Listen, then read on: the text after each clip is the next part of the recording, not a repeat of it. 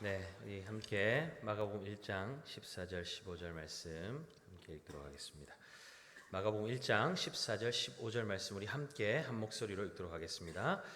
요한이 잡힌 후 예수께서 갈릴리에 오셔서 하나님의 복음을 전파하여 이르시되 때가 찼고 하나님의 나라가 가까이 왔으니 회개하고 복음을 믿으라 하시더라. 아멘. 우리 귀한 믿음의 동역자들 전후좌우로 인사하도록 하겠습니다. 반갑습니다. 자, 한 번 더 잠깐 얼굴을 한번 아주 부담스럽지만 살짝만 보겠습니다. 한 번 더 인사하겠습니다. 정말요? 정말 반갑습니까? 네, 계속 보니까 정이 들고 보면 좋고 기대가 되는 줄 믿습니다.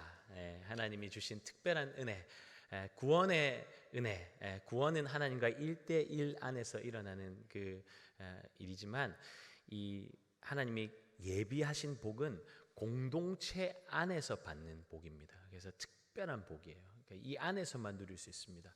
그래서 여러분 예배를 사모하시고 함께 예배 드릴 때 하늘에 풍성한 복이 있으니까 마음껏 기대하시고 예배를 준비하고 나오시면 놀라운 복을 경험하게 될 줄 믿습니다. 오늘 하나님 나라를 사는 성도라는 제목으로 함께 말씀의 은혜 나누겠습니다. 1974년 필리핀 누방이라는 한 작은 섬에서 오노다 히로라는 일본 군인이 발견됩니다. 2차 세계대전 당시 22살이었던 이 젊은 장교 오노다 히로는 필리핀 루방섬으로 파견되어서 전쟁에 참여했습니다. 그런데 1945년 8월 15일 전쟁이 다 끝나고 모두 투항한 후에도 그는 일본이 전쟁에서 패했다는 사실을 믿지 못하여서 투항하지 않고 더 깊은 정글로 숨어 들어갑니다. 함께 전쟁을 치렀던 부하들이 오노다 히로에게 수차례 찾아가서 전쟁이 이미 끝났다고 아무리 이야기했지만 그는 미군의 속임수라고 믿지 않았고 그 이외에도 많은 사람들이 찾아와서 일본의 패전을 알리며 설득하려고 애썼지만 끝내 그는 그 사실을 믿지 않았습니다. 그렇게 정글에 숨어서 지내면서 오노다 히로는 민간인과 필리핀 정찰대를 자그마치 30명이나 살해했습니다. 결국 1974년 그의 직속 상관이 오노다 히로를 찾아가서 투항 명령서를 건넨 후에야 그는 29년 만에 루방섬에서 나오게 됩니다. 일본으로 소환될 당시 그는 소총 1점과 탄환 500발, 수류탄 6개 등의 무기를 당장이라도 사용할 수 있도록 잘 관리하고 있었다고 합니다. 여러분 어떻습니까? 그가 정글에서 전쟁을 준비하면서 보낸 29년의 시간이 값지고 귀하게 여겨지십니까? 그의 투철한 군인 정신과 애국애족하는 마음이 여러분에게 감동으로 잔잔하게 다가옵니까? 전혀 그렇지 않죠. 얼마나 안타까운 인생이며 그가 보낸 시간이 얼마나 낭비입니까? 그는 무엇을 위해서 결혼도 하지 않고 이 정글에서 불편한 생활을 하며 전쟁을 준비하면서 젊음을 허비하며 산 것일까요? 오노다 히로는 이미 끝나버린 전쟁을 위해서 자신의 청춘과 안락하고 가치 있는 삶을 다 허비해버린 것입니다. 본인은 가치 있다고 굳게 믿고 있었을지 모르지만 이처럼 안타까운 낭비가 어디 있습니까? 아무것도 아닌 것을 위해서 자신의 젊음과 시간을 모두 다 쏟아 부었습니다. 이보다 더 안타까운 사람이 있겠습니까? 그런데 그리스도인 중에도 오노다 히로와 같은 사람이 있을 수도 있습니다. 예수 믿고 구원받은 하나님의 자녀가 되었는데 정작 자신이 무엇을 위해 사는 존재인지 모르는 것이죠. 정말 안타까운 사람 아닙니까? 예수 믿는데 이 땅에서 도대체 무슨 일이 벌어지고 있는지, 자신이 무엇을 위해 살아가고 있는지 모른 채 그저 열심히만 사는 겁니다. 여러분은 어떻습니까? 오늘 말씀은 그리스도인들이 반드시 가져야 할 의식을 말씀하고 있습니다. 그것은 하나님 나라가 가까이 왔다는 의식입니다. 그리스도인들 중에 하나님 나라, 천국 하면 이 세상을 떠나면 가는 나라, 죽으면 가는 나라 정도로만 알고 믿는 사람이 있습니다. 그런데 근심과 걱정이 없고 눈물이 없고 아픔이 없는 하나님 아버지 계신 하나님 나라는 정말 죽어서만 경험할 수 있는 제한적인 장소입니까?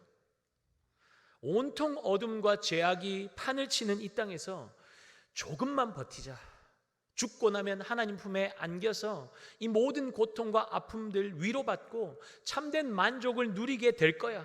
그러니 이 약 물고 조금만 버티자. 여러분, 이러한 생각이 옳은 생각입니까? 틀린 생각은 아닙니다. 그렇다고 맞는 생각도 아닙니다.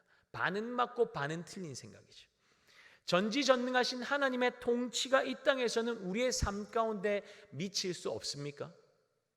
우리가 살아가는 이 땅에는 하나님이 계시지 않습니까?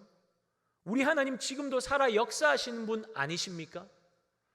예수님께서 공생애를 시작하시기 전에 마귀에게 시험을 받으시고 가장 먼저 선포하신 말씀이 오늘 우리가 읽은 말씀입니다.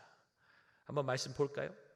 요한이 잡힌 후 예수께서 갈릴리에 오셔서 하나님의 복음을 전파하여 이르시되 때가 찼고 하나님의 나라가 가까이 왔으니 회개하고 복음을 믿으라 하시더라. 예수님께서 하나님 나라가 가까이 왔다고 말씀하시는 표현 속에 두 가지 개념이 공존합니다. 하나는 지금 임하였다는 것과 또 하나는 이제 곧 임할 것이다 라는 개념입니다. 지금 임하였다, 이제 곧 임할 것이다. 하나님 나라의 가장 중심적인 사상은 하나님이 통치하신다는 것입니다. 고린도전서 4장 20절은 하나님의 나라는 말에 있지 아니하고 오직 능력에 있다고 말씀하십니다.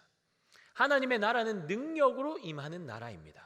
하나님의 나라는 세상 나라처럼 지도에 영역을 표시할 수 있는 나라가 아닌데, 그렇다면 하나님 나라는 도대체 어디 있는 것입니까? 세상 나라들은 국경이 나누어져 있고 국경선이 나누어져 있고 지도에 영역이 표시되어 있으니 쉽게 구분이 가능합니다. 그렇다면 성경 시대에는 어떻게 나라와 나라를 구분 지었을까요? 지금처럼 국경선, 강과 바다, 자연, 지형, 지물을 통해서 나라의 영역을 정하지 않았습니다. 당시 나라와 나라를 나누는 기준은 이러합니다. 나는 이 나라 왕의 통치를 받습니다. 나는 이 나라 왕의 명령을 따릅니다. 이렇게 고백하는 사람이 있는 지역의 끝 지점이 바로 그 나라의 끝이며 국경선이 되었습니다. 그러므로 하나님 나라에 있어서 가장 중요한 것은 무엇이겠습니까?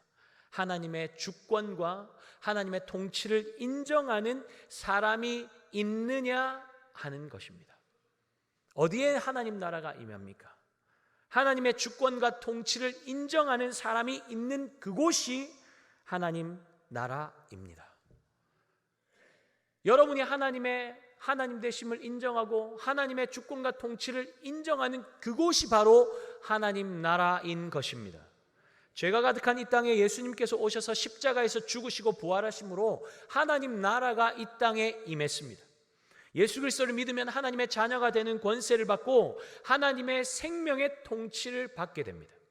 그러나 이 땅에는 여전히 죄가 관영하고 죄로 인한 두려움과 고통, 슬픔이 가득합니다.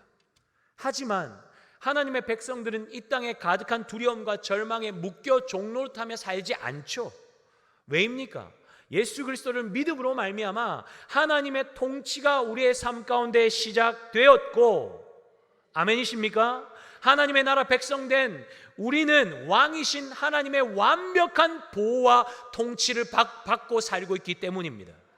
그러니 어렵고 힘들 때 넋두리 하듯이 아이고 빨리 이 세상 떠났으면 좋겠다, 빨리 천국 가면 소원이 없겠다, 이 말이 맞는 말입니까? 틀린 말입니까?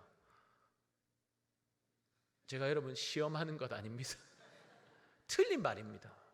이런 말은 우리의 삶 가운데 하나님의 완벽한 통치를 부정하는 지극히 불신앙적인 고백입니다. 그렇다면 우리는 어떻게 기도해야 합니까?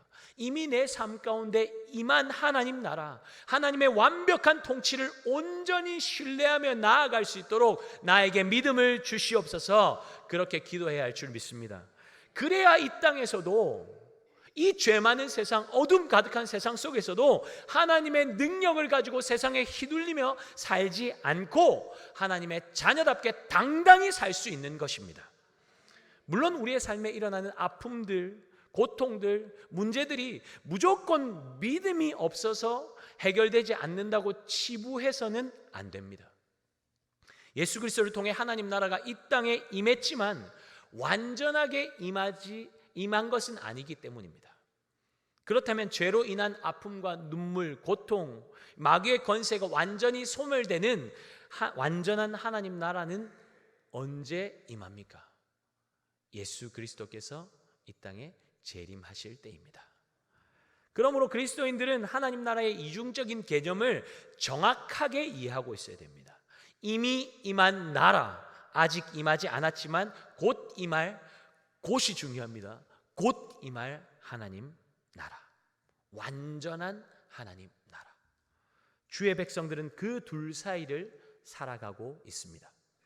그리스도인들이 이러한 의식 없이 살아가면 오노다 히로와 같이 아무런 가치 없는 것, 헛된 것에 자신의 시간과 열정, 생명까지 낭비하며 사는 이 안타깝고 우둔한 인생이 될 수밖에 없습니다. 여러분의 삶을 바꾸어 놓은 것이 무엇입니까? 무엇이 여러분을 다르게 살게 만들고 있습니까? 복음 아닙니까? 그 복음이 우리를 얼마나 소망케 하는지, 그 복음이 얼마나 우리를 하여금 꿈꾸게 하는지 경험해 놓고서도 우리는 금세 다른 것을 구할 때가 너무나 많습니다. 예수 그리스도 외에 우리 인생에 답이 없는 것을 믿는다면 우리가 붙잡을 것, 우리에게 맡겨주신 영혼들에게 전할 단 한 가지는 예수 그리스도밖에 없는 줄 믿습니다. 이것을 위해 우리가 부름받았습니다. 우리는 복받기 위해서 예수 믿는 자들이 아닙니다. 예수 믿고 이미 넘치는 복을 받은 자가 저와 여러분인 줄 믿습니다. 이 사실을 알기는 아는데, 머리로는 아는데 얼마나 희미해질 때가 많습니까? 잊고 살 때가 얼마나 많습니까? 여러분, 사람의 기억력은 생각보다 길지 않습니다. 학습을 한 후에 1시간이 지나면 몇 % 정도 잊어버릴까요? 나이가 들면 더 하겠죠. 예. 학습을 한 후에 1시간이 지나면 50% 잊어버린다고 합니다. 그러면 하루 지나면 70%. 막 마음에 불편함이 몰려오죠. 한 달이 지나면 80% 이상을 잊어버린다고 해요. 그러니까 공부하는 학생들에게 우리가 강조하는 게 뭡니까? 반복 학습. 그렇죠? 외우고 또 외우고 줄치고, 그죠? 동그라미 치고 또 쓰고 그렇게 반복 훈련이 중요합니다. 여러분, 공부도 이렇게 하는데 우리의 신앙생활은 어떠합니까? 매주 딱 한 번 주일 예배 드릴 때와 주일 예배도 드리고 오후 예배도 드리고 수요 예배도 드리고 금요 예배도 드리고 새벽 예배도 드리고 그랬을 때 한 번 드릴 때와 같을까요? 다를까요? 네, 또 계속 나오라고 하는구나 그렇게 생각하면 바뀌지 않습니다, 여러분. 그렇게 드려보면 압니다. 내 삶이 은혜의 자리에 한 번이라도 더 노출되면 다른 것을 느낍니다. 예전에 어떤 분은 삐삐가 울릴 때마다, 지금은 핸드폰으로 생각해도 되겠죠? 삐삐가 울릴 때마다 하나님을 기억하는 훈련을 했다고 해요. 그렇게 삶의 순간마다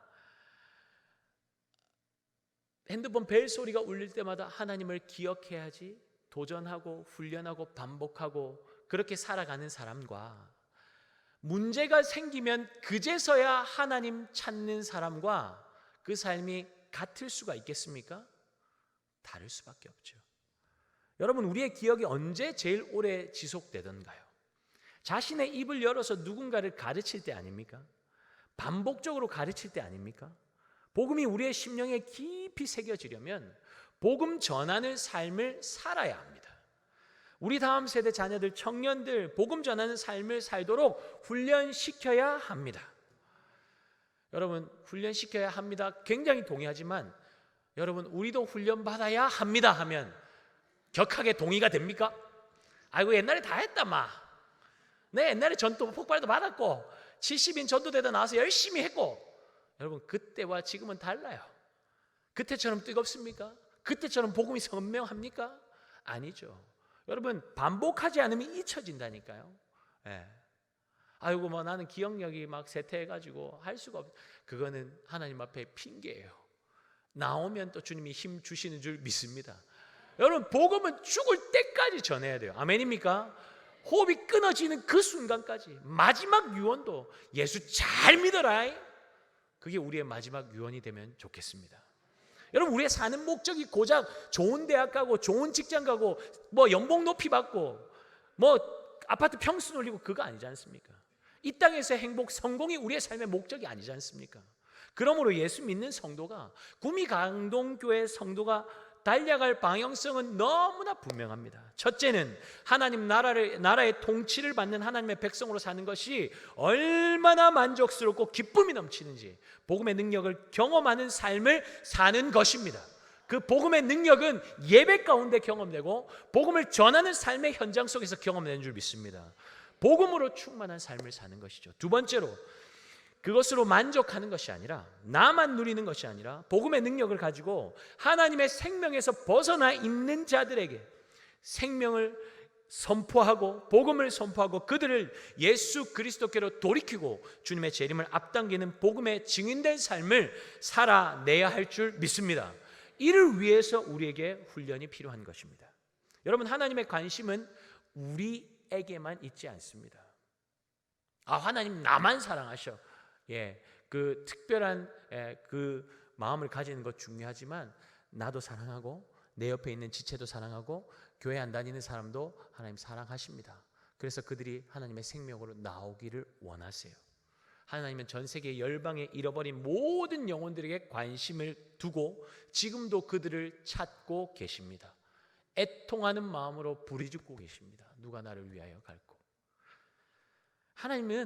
하나님이 그냥 돌이키면 되는데 꼭 우리를 사용하고 싶어 하세요. 복음의 증인들을 사용하고 싶어 하세요.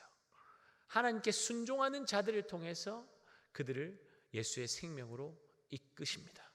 그래서 저는 감히 우리 구미 강동교회가 구미 지역만 제한하지 말고 온 열방을 품고 하나님 나라의 확장에 힘쓰는 그런 꿈을 꾸자고 도전하고 싶습니다. 내 입을 크게 열라 내가 채우리라. 누가 채우신다고요? 하나님이 채우십니다. 여러분 우리 하나님은 구미 지역만의 하나님이 아니에요. 구미 강동교회만의 하나님이 아니에요. 전 세계 열방의 주권자와 통치자가 우리 하나님이 되시는 줄 믿습니다. 우리 하나님께서 무한 공급원이 되십니다. 그렇다면 중요한 것은 무엇이겠습니까? 우리 믿음의 사이즈 아니겠습니까? 간장 종지 하나 들고 요만큼의 믿음 들고 있으면 딱 요만큼 하는 거예요, 여러분. 아무리 쏟아 부어도 간장 종지만큼만 가지고 있는 거예요. 여러분 우리 믿음의 그릇, 우리 사이즈를 계속 넓히고 주님 일하여 주시옵소서. 믿음의 그릇 크게 넓혀서 주님 앞에 쓰임받는 저와 여러분 되시기 바랍니다. 나는 할 수 없다 말하지 마십시오.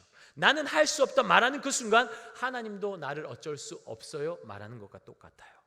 하나님의 역사를 제한하지 마시기 바랍니다. 주님 앞에 내 삶을 믿음으로 열어드리고 내어드리면 우둔한 입술도 생명을 살리고 부욕케 하는데 멋지게 쓰임받게 될 줄 믿습니다. 하나님께서 이스라엘 백성들을 제사장 나라 삼으시고 하나님을 이방에 알리는 소명을 그들에게 주셨습니다. 유대인들은 제사장 나라로서 열방과 하나님 사이의 중재자로서 역할이 있었습니다. 그런데 그들이 이 역할을 어떻게 성취할 수 있었을까요? 그들이 찾아내야 할 기회는 어떤 것들이 있었을까요? 하나님은 이스라엘에게 사명을 주시고 이제 좀 너희들끼리 좀 해봐라, 알아서 해라 하시면서 방치해 두지 않으셨습니다. 그들이 사명을 완수할 수 있도록 모든 그 기회를 그들에게 주셨고 그들 위해서 두 가지 힘으로 역사하셨습니다. 첫 번째는 흡인력입니다. 흡인력은 끌어당기는 힘이죠. 흡인력은 성전의 구심점과 초점을 두고 있습니다. 성전은 하나님이 거하시는 거룩한 장소였습니다. 구약 시대에 하나님의 임재가 예루살렘 성전의 지성소에 있었습니다. 이스라엘 백성들은 하나님을 만나기 위해서 성전 중심으로 모였고, 이방의 족속들 또한 하나님의 위대하심을 보기 위해서 예루살렘 성전으로 찾아와야 했습니다. 복을 받기 위해서 성전으로 와야 했던 것이죠. 이스라엘이 사명을 완수하기 위해 작용한 또 다른 힘은 팽창력입니다. 흡인력이 복을 받기 위해서 성전으로 오는 것이었다면, 팽창력은 하나님의 말씀, 자신들이 받은 복을 가지고 이스라엘 지경 너머로 밖으로 나아가는 것입니다. 터져 나가는 것이죠. 흡인력은 복 받기 위해 오는 것이고, 팽창력은 복을 가지고 나아가는 것입니다. 교회 입구 로비에 붙어있는 현수막에 어떤 문구가 적혀있는지 여러분 기억하십니까? 붙어는 있었나? 그냥 다니면 몰라요.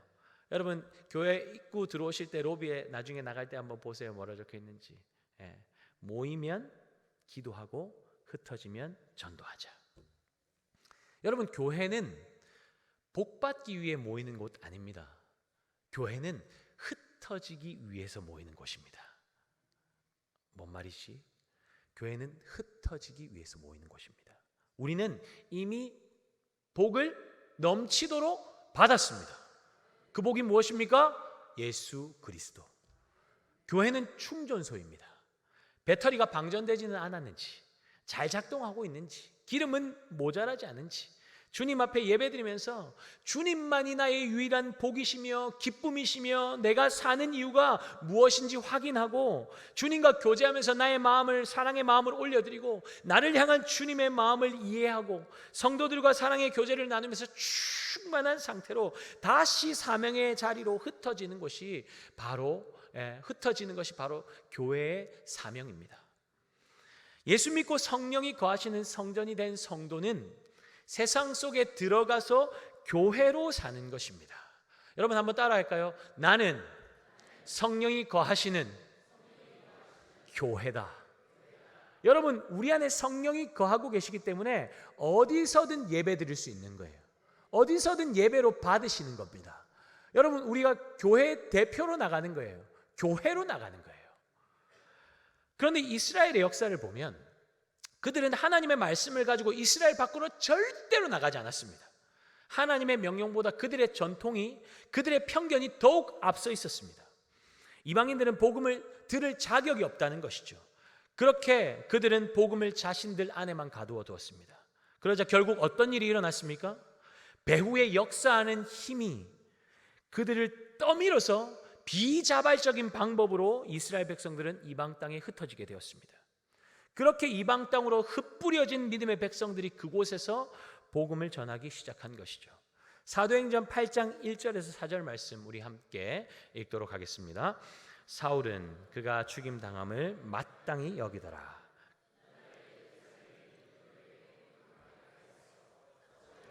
다 유대와 사마리아 모든 땅으로 흩어지니라. 경건한 사람들이 스데반을 장사하고 위하여 크게 울더라. 사울이 교회를 잔멸할새 각 집에 들어가 남녀를 끌어다가 옥에 넘기니라. 그 흩어진 사람들이 두루다니며 복음의 말씀을 전할새. 예수님의 십자가 죽으심과 부활하심으로 교회는 더욱 힘을 얻게 되었고, 성도들의 믿음의 삶을 통해서 구원받는 사람이 날마다 더해지는 놀라운 역사가 일어났습니다. 그런데 문제가 있었습니다. 복음은 모든 믿는 자에게 구원을 주시는 하나님의 능력이 되는데, 이스라엘은 복음을 이스라엘 안에만 가두어 두고 있었습니다. 지금 이대로가 좋사오니, 우리끼리 좋사오니, 이보다 더 좋을 수 없사오니, 그러고 있으니 박해라는 도구를 통해서 하나님은 그들을 이방 땅으로 흩어버리신 것입니다. 하나님은 이스라엘에게 맡기신 사명을 그들이 완수할 수 있도록 또 다른 좋은 기회를 그들에게 주셨죠. 그것은 이스라엘이 하나님의 말씀을 들고 나아가기에 아주 적합하고 전략적인 지정학적인 위치를 가지고 있었다는 것입니다. 위쪽으로는 유럽, 아래쪽으로는 아프리카, 우측 상단에는 아시아. 이스라엘은 아시아와 유럽, 아프리카 사이에 심장부와 같은 자리에 놓여 있었습니다. 고대 세계의 주요한 교차로였던 이스라엘은 여러 나라에서 오는 여행자나 무역 상인들에게 하나님을 드러낼 수 있는 수많은 기회를 가지고 있었고, 하나님의 말씀을 들고 열방으로 나아갈 수 있는 너무나 좋은 전략적 위치에 있었습니다. 사명을 완수하도록 하나님께서 이렇게 수많은 기회들을 그들에게 주셨음에도 불구하고 이스라엘은 어떻게 반응했습니까? 제사장 나라로 부름받은 이스라엘은 거룩한 삶을 통해서 하나님을 드러내고 증거하기는커녕 자신들의 정체성을 잊어버렸고, 하나님께 불순종하며 우상숭배로 하나님의 마음을 찢어놓고 있었고, 하나님의 뜻과 전혀 상관없는 삶을 살았습니다. 그들은 오히려 복음의 장애물이 되어서 하나님께로 나아오는 이방인들을 밀어내고 쫓아내는 안타까운 모습까지 보였습니다. 여러분, 그런데 이러한 이스라엘의 불신앙과 불순종 때문에 하나님의 복음이 막히거나 소멸되었습니까? 전혀 그렇지 않습니다. 하나님은 박해라는 도구를 사용하셔서 여기가 좋사오니 머물러 있고 복음의 제한을 두고 가두어 두고 있는 이스라엘 백성들을 이방 땅 곳곳으로 흩으시고 하나님의 신실한 사람들을 통해서 복음이 이방인들에게도 흘러가도록 만드셨습니다. 하나님의 나라는 밭에 뿌려진 작은 씨앗처럼 눈앞에 보이지는 않지만 하나님의 주도하심 아래서 지금까지 지속적으로 생명력 있게 자라고 있는 줄 믿으시기 바랍니다. 복음을 경험한 사람들을 통해서 하나님 나라는 이 땅 구석 곳곳에서도 지금도 확장되고 있습니다. 이 귀한 일에 하나님께서 저와 여러분을 부르신 줄 믿습니다. 하나님 나라에 대해서 이야기하면서 이스라엘의 역사의 실패를 여러분과 나누는 이유는 분명합니다. 하나님께서 우리를 복음의 증인 삼으셨고 복음의 전파의 사명을 주셨기 때문입니다. 지금 우리 각자를 세우신 그곳은 기회의 땅입니다. 어두우면 어두울수록 주님의 빛을 드러낼 절호의 찬스입니다. 하나님께서 우리를 각자의 자리로 보내실 때 그냥 보내지 않았습니다. 하나님의 능력이신 예수 그리스도를 이미 우리에게 주셨고 복음을 전하기에 적합한 수많은 기회들을까지도 우리에게 주셨습니다. 눈에 보이지 않고 느껴지지 않는다고 없는 것이 아닙니다. 사용하지 않기 때문에 능력이 드러나지 않는 것입니다. 하나님께서 우리에게 주신 기회들은 우리에게 주신 고유한 은사들일 수도 있고, 주변에 만나게 하시는 많은 사람들, 잃어버린 영혼에 대한 부담감, 맡겨주신 영혼을 향한 뜨거운 열정일 수도 있습니다. 그것이 무엇이든 간에 우리는 하나님 앞에 순종함으로 반응해야 합니다. 우리가 어떤 이유에서건 순종하지 않고 반응하지 않으면 하나님은 우리를 흩어버리실 것입니다. 배후의 역사하는 힘에 떠밀려서 비자발적으로 움직이게 될 것입니다. 여러분을 협박하는 것이 아닙니다. 하나님은 어떤 방식으로든 이 땅 가운데 하나님 나라가 회복되고 확장되는 그 놀라운 회복의 역사를, 생명의 역사를 이루실 것이라는 말씀입니다. 우리 눈으로 보기에 세상은 견고한 진과 같이 보입니다. 뚫기도 어렵고 탈환하기도 어려운 난공불락처럼 보입니다. 사랑하는 여러분, 기억할 게 있습니다. 내가 싸우는 것이 아니라는 것입니다. 내가 싸우는 것이 아니에요. 만군의 여호와 하나님께서 우리 앞서 싸우고 계십니다. 우리와 함께하고 계십니다. 우리는 그저 주님 주신 기회의 땅에 믿음으로 깃발만 꽂으면 됩니다. 여러분, 하나님 나라가 임하는 곳이 어디입니까? 오늘 본문 15절 말씀 우리 함께 읽겠습니다. 이르시되 때가 찼고 하나님의 나라가 가까이 왔으니 회개하고 복음을 믿으라 하시더라. 아멘. 하나님의 나라는 회개하고 복음을 믿는 사람이 있는 곳에 임합니다. 부르신 자리가 어디는 그곳에 하나님의 사람이 있든 없든, 부정부패가 가득하든 거짓이 난무하고 불법이 판을 치든 다 상관없습니다. 상황과 환경이 중요한 것이 아니죠. 그곳에 내가 서 있는 내가 중요한 것입니다. 나는 그곳에서 하나님의 하나님 되심을 인정하며 살고 있는가? 하나님의 주권과 통치를 구하며 하나님의 이름을 부르고 있는가? 하나님 나라를 살고 있는가? 그것이 더욱 중요한 것입니다. 음란하고 타락한 곳이라고 할지라도 하나님이 임재하시면 거룩하고 새롭게 되는, 변화되는 놀라운 역사가 일어나는 것을 믿으시기 바랍니다. 지하 단칸방에서, 병상에서 홀로 예배드린다고 할지라도 그곳에 하나님이 임재하시면, 그곳에 하나님이 임하시면 그곳이 바로 천국이 되는 것을 믿으시기 바랍니다. 그러나 대궐 같은 집에 산다고 할지라도, 해외에서 공수해온 온갖 진수성찬을 먹고 온갖 화려한 것들로 치장하고 다녀도 하나님 놓치면 늘 공허하고 마르고 지치고 두려움 가득한 지옥의 삶을 살 수밖에 없는 것입니다. 여러분, 죽어서만, 예수 안 믿고 죽어서만 지옥 가는 게 아니에요. 예수 놓치면 이 땅에서도 지옥의 삶을 사는 것입니다. 모든 것 되시는 주님을 가졌는데 마릅니까? 공허합니까? 기쁨과 만족이 없습니까? 여러분의 삶에 회개가 있는지 점검해 보시기 바랍니다. 회개는 성도의 삶의 필수입니다. 회개는 하나님과 우리 사이에 막혀있는 문을 여는 열쇠이기 때문입니다. 한번 진하게 눈물 콧물 쏟으면서 회개하면 회개는 더 이상 안 해도 되는 것입니까? 여러분, 예수님 믿고 나는 한 번도 죄 지은 적 없다 하시는 분 계십니까? 그런 분 있으면 저에게도 좀 비결을 좀 알려주세요. 죄성을 가진 인간이 죄를 짓지 않고 사는 것은 불가능합니다. 우리는 하루를 살면서 수만 번의 죄를 짓습니다. 생각으로, 말로, 표정으로, 행동으로. 그러니 성도의 삶에 회개가 없다는 것은 나는 하나님 필요 없어요 말하는 것과 다를 바가 없는 것이죠.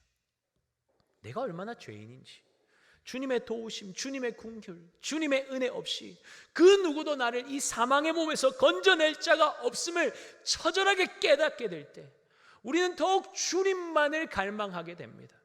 주님밖에 나를 도우실 리가 없습니다. 주님, 나를 불쌍히 여겨 주시옵소서. 주님, 내 삶에 임하여 주시옵소서. 주님, 나를 변화시켜 주시옵소서. 회개가 복음이신 예수 그리스도를 향한 갈망을 불러일으키고 그 갈망이 우리를 믿음으로 이끌어가는 것입니다. 하나님과 친밀함이 느껴지지 않습니까? 하나님께 회개함으로 나아가시기 바랍니다. 그러면 하나님과 우리의 친밀함을 가로막고 있는 죄의 담이 무너지게 될 것입니다. 죄로 얼룩진 우리의 삶을 바라보시는 하나님 아버지의 애통하시는 마음이 느껴질 것입니다. 회개의 삶이 회복될수록 죄를 향한 미움은 더해질 것이고 하나님과 더욱 놀라운 친밀감 안으로 들어가게 될 것입니다. 여러분, 이것이 하나님 나라를 사는 성도의 특권 아니겠습니까? 기쁨 아니겠습니까? 이것이 우리를 세상과 다르게 살게 만드는 힘 아닙니까? 여러분, 주의 백성들이 믿음으로 서 있는 곳에 하나님의 나라가 임합니다. 그런 곳에는 회복과 치유, 생명의 역사가 반드시 일어나게 되어 있습니다. 하나님께서 이 일을 위해 여러분을 각자의 자리에 세우신 것입니다. 가족들의 핍박 속에 홀로 외롭게 신앙생활하고 있는 분 계십니까? 학교에서, 캠퍼스에서, 직장에서 눈 씻고 찾아봐도 믿음의 사람들이 보이지 않습니까? 안 보인다고 없는 것이 아닙니다. 먼저는 살아계시고 지금도 역사하시는 하나님께서 여러분과 함께하고 계십니다. 임마누엘 하십니다. 뭔가 하나님이 기뻐하시는 일 해보려고 하는데 지지해주는 사람도 없고 돕는 사람도 없어 주저하고 계십니까? 하나님이 여러분의 지지자, 돕는 자가 되는 것을 믿으시기 바랍니다. 상황이 좋아지거나 돕는 사람이 나타날 때까지 기다리면 시작도 못하고 끝날 수 있습니다. 하나님은 우리가 복음을 전할 수 있는 수많은 기회들을 우리에게 이미 허락하셨습니다. 순종하는 사람은 그것이 무엇인지 구체적으로 보게 될 것입니다. 우리 다음 세대 아이들이 지난주부터 인동초등학교에서 학교 기도 모임을 시작했습니다. 학교 기도 모임이 뭐 하는 곳인고? 여러분, 학교 기도 모임은 아이들이, 이건 선생님이 학교에 못 들어가잖아요. 부모도 못 들어가잖아요. 아이들이 자체적으로 기도 모임을 진행하는 겁니다. 가장 먼저 하나님 앞에 예배의 삶으로 시작하는 거죠. 하나님, 이 학교를 주님께 올려드립니다. 자기들끼리 모여서 5명이 모여서 첫 기도 모임을 지난주에 진행했습니다. 아이들이 기도 모임 한다고 별 달라질 게 있겠나 하실 수 있지만, 여러분, 이들의 뒤에도 우리가 믿는 하나님이 계십니다. 하나님의 이름을 부르는 그곳에 하나님의 나라가 임하는 줄 믿습니다. 여러분, 벌써 믿지 않는 아이도 참석했어요.